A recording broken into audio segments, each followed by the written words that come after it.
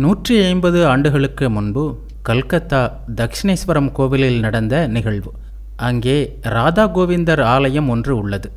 அந்த திருவுருவத்தின் மீது இருந்த நகைகளை ஒரு திருடன் திருடி சென்று விட்டான். இதை கேள்விப்பட்ட கோவில் உரிமையாளரான மதுர்பாபு கடும் கோபத்துடன் கோவிலுக்கு வந்தார்.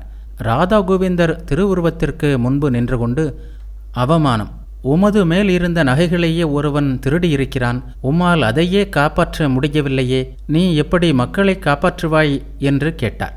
அப்போது அங்கே இருந்த பகவான் ஸ்ரீராமகிருஷ்ணர், சீச்சி, அப்படி பேசாதீர்கள்.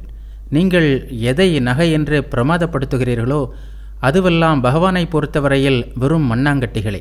உலகத்தின் அனைத்து செல்வத்திற்கும் அதிபதியான சாட்சாத் மகாலட்சுமியே அவருக்கு அருகில் அமர்ந்திருக்கிறாள். அவருக்கு செல்வத்திற்கு எந்த குறைவும் இல்லை.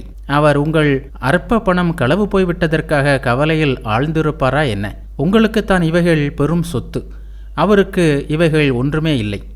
இனி இப்படியெல்லாம் பேசாதீர்கள் என்றார். இறைவன் என்ன செல்வத்திற்கு கட்டுப்பட்டவரா? அவர் பக்திக்கு கட்டுப்பட்டவர்.